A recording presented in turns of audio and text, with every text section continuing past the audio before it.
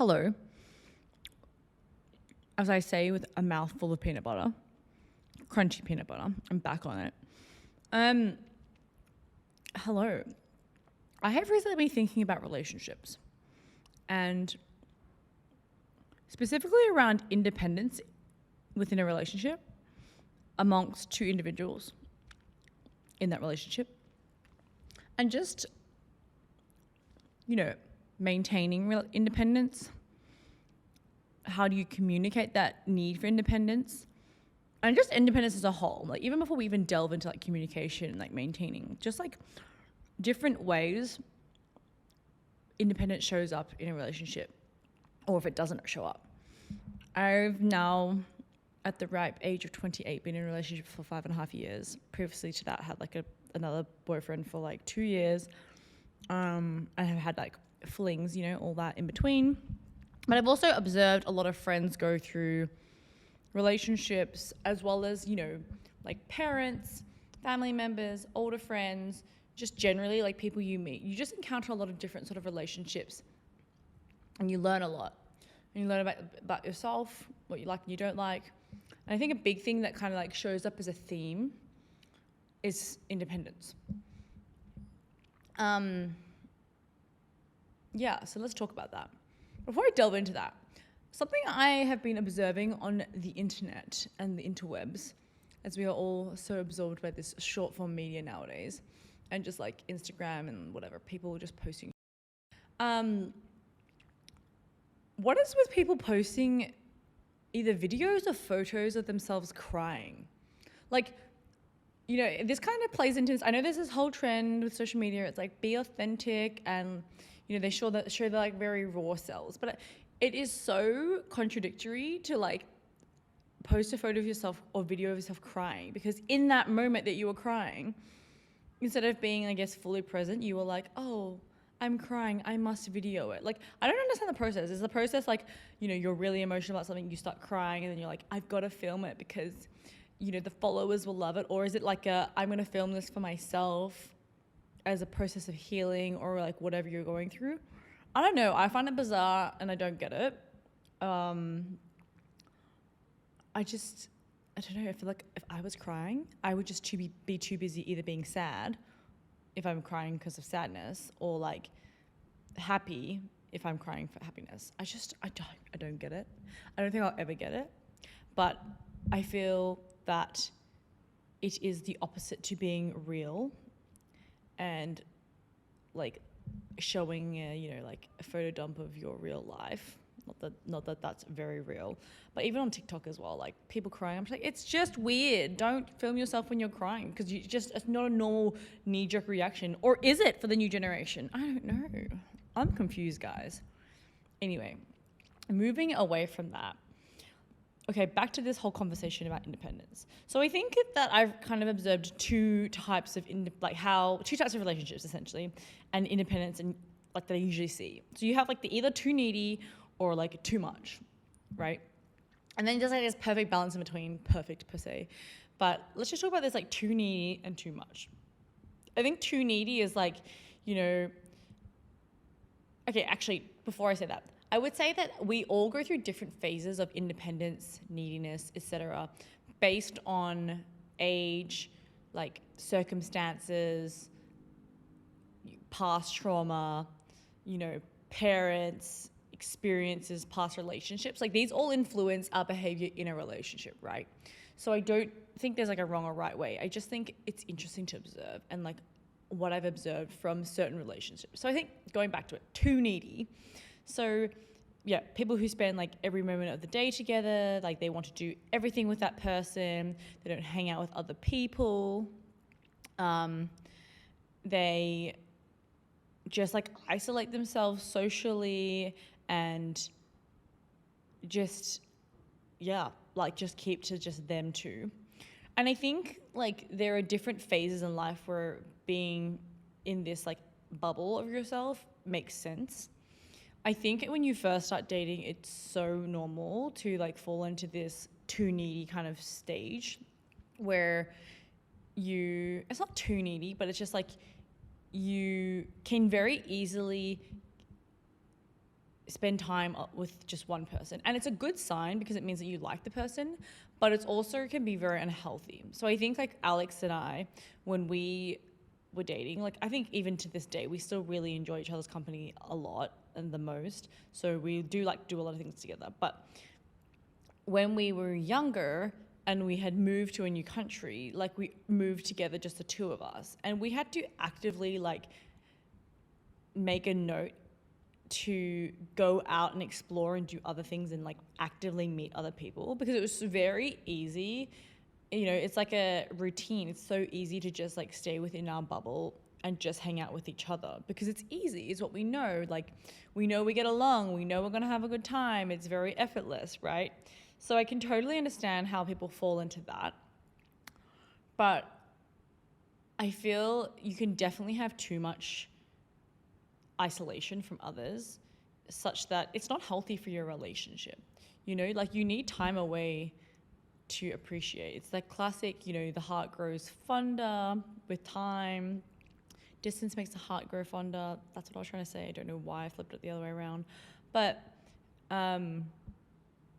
it truly does, you know, like giving that space to really understand like, oh, this is what it's like without them. This is what it's like to do this without that person. You appreciate that time you have with the person and you don't take it as granted for often. I think it's very easy when you spend so much of your time and you're too available to each other that you don't actually spend quality time together. You know, if like I spent all my time working from home with Alex, then going to dinner and all that, like you can fall into traps where you are not being present and spending time with them, and definitely don't like jazz it or spruce it up. You know what I mean?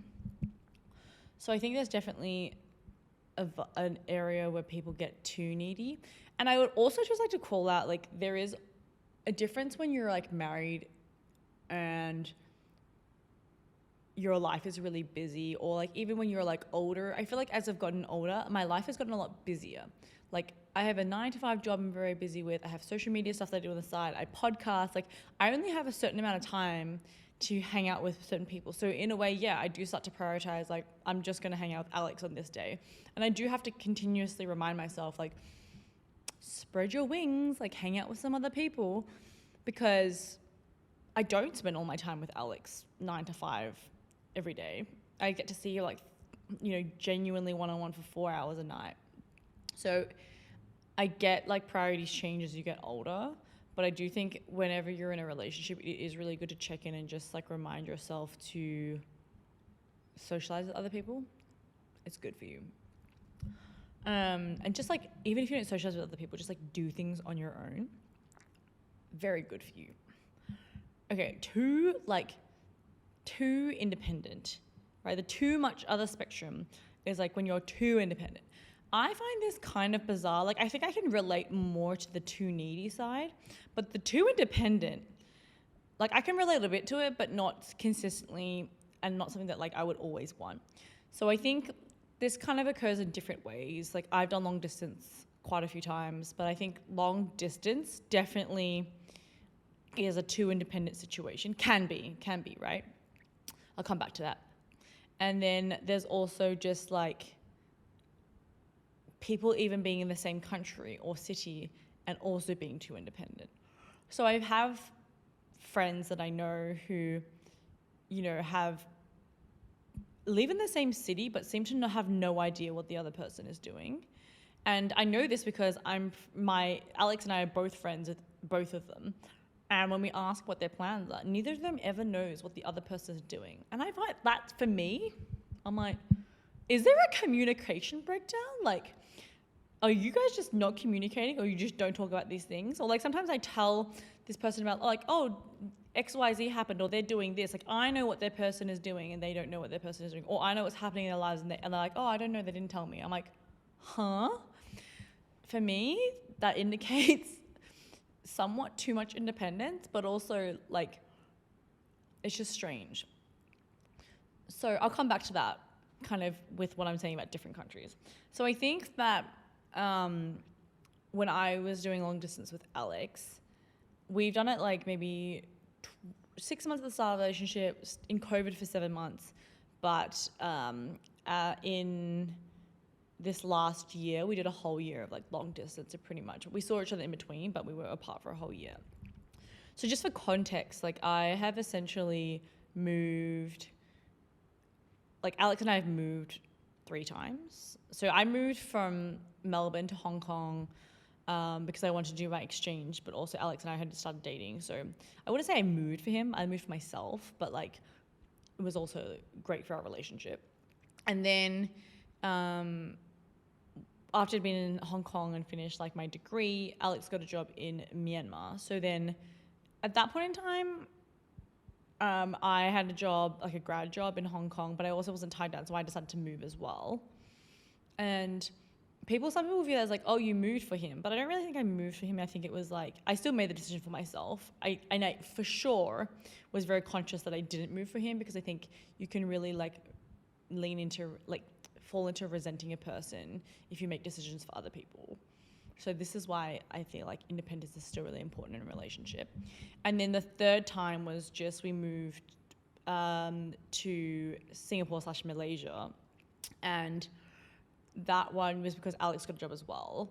And I decided that time, okay, I'm going to move. And I think the third time felt a little bit more like I definitely felt like I was in a different mindset where I did feel a bit more like, oh, I'm moving because of you, versus like I'm moving because I definitely want to / it's for us. I think overall it's overarching theme is that it's always for like the relationship, right?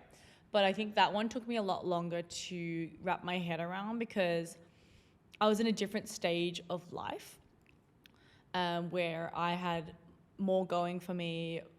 Like I had more established career-wise, I had more friends, I had built more of a life. It was just like a lot more to lose and a lot more for me to be attached to be taken out of.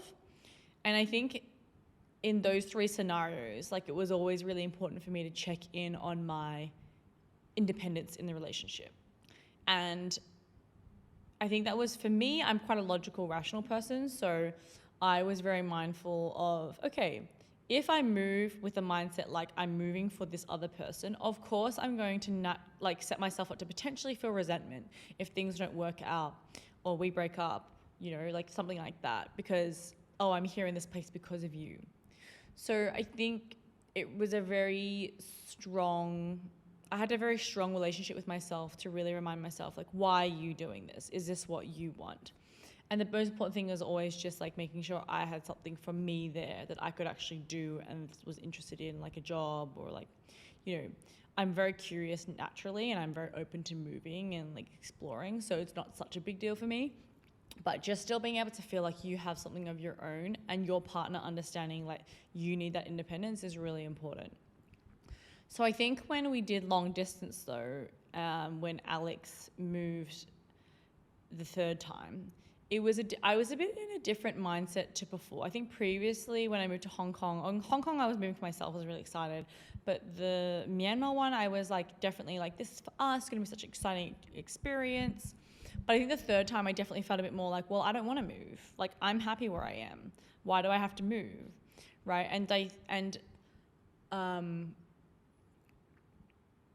I definitely got into this mindset of like, when Alex had left, of initially I felt really, really sad. And I kind of felt like, what am I doing here? Like, why am I bothering with being here? I should just go there to where Alex is. Why should I be here? Like, it kind of felt I thought I was kind of like grieving and stuff, like being a bit sad to myself of like, oh, life's so boring without Alex. And I sat in that for probably like a week. And then I was like to myself, you know what? No, you are an individual, independent person, right? Like, not even about independence, but like, you are yourself. You are fine on your own. Like, what is this experience for you and what are you going to make it? And I think I just really had to remind myself, like, you're the only person that's in control of your life. Are you going to sit here and be sad and like spend the rest of your time here being sad and missing somebody, or are you going to live in the present and just make do and have fun? So I really had to like remind myself to just do things for myself still. And I think it's really important in relationships to always do that, because, you know, as much as somebody else loves you, they don't know the internals of your mind. So you're still going to have to be the one to like serve yourself. You know what I mean? Like do things for yourself, call out what you need. Yeah. So I think, but it was interesting though, coming off of that. So I went from this, like, I was sad, then I was like, nope, I'm going to have fun. So I started going out drinks quite a bit, like was filling out my schedule, being really like socially active. But in a way, I realized that I was kind of having this like opposite knee-jerk reaction where I was like, you know what, you're gonna leave and I'm gonna be here on my own. I'm not gonna be sad. I don't need you. Like I kind of got into this mindset of like, I don't need you. And a little bit of resentment, and like, I don't need you. I'm gonna prove to you that I'm so independent that I don't need you. This is a very dangerous mindset to get into, because I think obviously I have like no ill feelings towards Alex, but I think when you feel a little bit like out of control of certain elements of your life, you can get into a mindset, which that mindset for me was dangerous, of being like, well, screw you, I'm going to go and have a whole lot of fun and be super independent. But it kind of wasn't the point of like what I actually needed.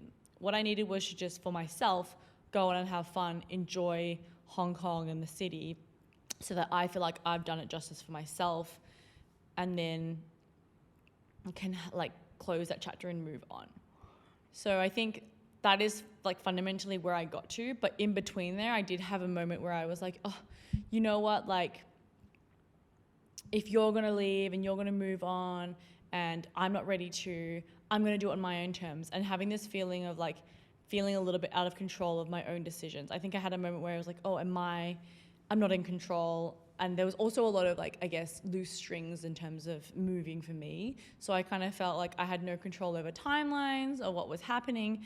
And it made me very anxious. And for me, it really came through as me coming out with this like hyper aggressive independence, which was really interesting. And it was good because I learned so much about myself. And I think, you know, there was a point at which I was just kind of like filling my time, over socializing to keep my mind busy, but also your mind starts to wander, you know what I mean? Like this is how the scenarios when you get into situations where you start to maybe overexplore or be beyond yourself and who you are. So yeah, I think it was good because I realized that I was like having this weird reaction of like a need to overprove my independence to myself, I guess, because Alex knows I'm independent. But then I realized like, you know, it's not necessary, and I think essentially once I saw Alex again, it was all a lot better. It's just like I would have moments sometimes where I think I was just so frustrated with the situation that I was coming out as like over independence. It was very strange. Yeah, so I think that is a case where, you know, you can physically be too independent and get into an interesting space in a relationship. So it's something to be mindful of, just being able to communicate and check in with yourself about where you're at, where's your mind at, why are you doing X, Y, Z, is this serving you? I think for me, what really helped was I would just communicate to Alex a lot. Like I was very transparent with how I was feeling, you know, like encounters that I had, emotions that I was feeling. And he was amazing and like super receptive and just listened. He was never like doubting me or our relationship in any way. He was just letting me feel the emotions that I felt and ride the wave.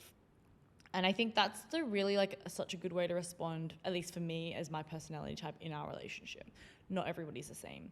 But for me, it was really helpful because I felt like he was hearing me, listening, accepting, and not judging. Okay.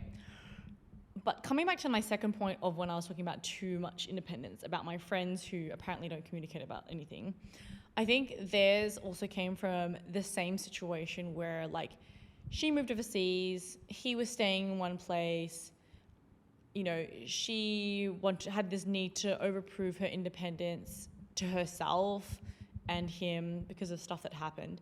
And it was like very clear that there was a growing distance between the individuals because of independence. So I think independence can really work against you sometimes. So that's why I think like there is a too much independence and a not enough independence situation. Okay, so then now I want to talk about the well-balanced couple. Like, what is the well-balanced couple, right? What is the well-balanced relationship? And what does that look like? And this is just, I guess, from my view of what I think and from what I've experienced. But I think it's the ability to choose independence in a relationship. You know what I mean? I feel like you don't have to do XYZ amount of time of independent time within a relationship to necessarily have independence in a relationship. I think it's the active, knowing that you have the active choice and that you can take that active choice if you want, right? So, you know, if your partner can't have dinner with you, you're so okay eating by yourself, right? Or you can go and call up a friend and hang out with them, go to dinner with them, you know, or do something else. I think it's like knowing that without this other person you can survive and live is a really good starting point. I think really good areas to start is like having, a basic one is like having your own interests, you know, and doing your own thing, right? So being able to, I don't know, one of them likes a game. Okay, cool, you go game. I'm going to go and get a manicure or pedicure. I'm going to go read a book. I'm going to go like create some content. Very important. I think through hobbies, you can have a lot of independence. I also think through work is a big one. So it depends on like your dynamic. Some people like work together or both work from home. I think even if you work from home, you also need like some sort of separation because your common place is then your home, even though you do different work. So it just depends on how you interact. For me, I think Alex and I both are employed at separate companies, do different things, perfect. Different schedules, wonderful. You know, and then we will find the time to hang out and talk and do whatever at nighttime or whenever we have free time. The second, I think, balance vibe is, you know, when you can go to a social event on your own or together and independently socialize. I think feeling your own anxiety with another person's presence is never a good thing. Even like in friendship, you being able to like stand alone at a party and go out and like talk to people is really hard. But from my personal experience, I think it's so valuable because it just makes you more sure of who you are and more comfortable with your own presence. Like you fundamentally need to like yourself. So yeah, try that. I think when I think about like what you should aim for, I think what you should really aim for is not a certain amount of independence, like I was saying, but knowing your partner, whoever he, she, they are, strengths and weaknesses is really important, right? So I think, you know, when you look at love languages, I never really took much time to pay attention to love languages. I kind of always thought like, oh, it's just like another quiz that someone wants me to do to help define me, put me in a box, blah, blah, blah, blah, tell me who I am. But I know fundamentally like love languages, not like understand it kind of basically. To be honest with you, I don't even think I know my love languages. I could give it a guess. I think I'm acts of service and like quality time. But I think it's less important to know your own love language, but know your partner's love language. And that's even like with friends, with family, whoever you're working with. Like understand what communication they like, what sort of engagement they like, what makes them feel warm and special and heard. I think being able to really identify that and speak to that or act to that is really important because it allows you both to better understand your strengths and weaknesses and how you can be a good dynamic together, right? Like where do I, in certain situations, need a bit of a push, and where do like somebody else need to pull back a bit, right? I think that's essentially just like a label. Like love language is essentially a label for just like empathy and understanding another person, right? Like just being able to sit in another person's shoes and know like who they are and what is good for them. So I do think like achieving a good level of independence in a relationship, it comes down to being able to know what you need and what your person needs and doesn't need. Second to that, which supports really well, is honesty and communication. So I think that, you know, having friction in a relationship is okay. Like being able to communicate you don't like something is okay. I think something in my relationship is like, I think we both care so much for each other that we never want each other to like not have what they want or the best of a situation. For example, what do you want to eat tonight? Oh, I feel like Mediterranean. Oh, I feel like Japanese. But then each of us will compromise to each other and like want to have the other person eat what they want, right? But it's like sometimes it's okay. Someone just has to bow out on like being flexible. Okay, all right, like I will eat Mediterranean tonight and tomorrow night we can eat Japanese, right? So I think just clear communication is better. I think like for us, like a flaw of ours is like we struggle to kind of like say to do that sometimes. But I think being able to just be like, it's not the end of the world, like it's okay. I don't want to eat that.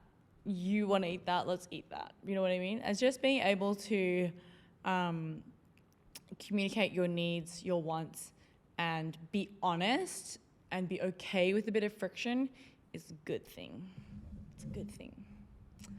I think the last thing as well is just like being patient with yourself and receptive to yourself. So this is what I was saying earlier, but like knowing yourself and your needs. Like if you need space, then ask for that space. If what you're feeling isn't really making sense, you then give yourself the space to digest. Like for myself, when I was alone in Hong Kong and I was feeling a whole lot of feelings, like I really took the time to like be by myself, think about how I was feeling, talk to my sister about it, and digest. You know, what does this mean? Is this one action, this one thought reflective of me as a whole person? In often cases, no. Yeah, and I think just like having different interests, enjoying doing certain things together, and also loving to do certain things by yourself and keeping those things to yourself. You know what I mean?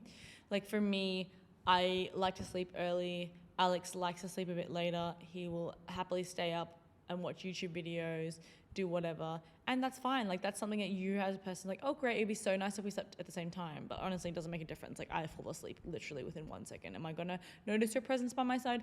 Definitely not. So go ahead, watch your videos, relax, have your me time. It's okay.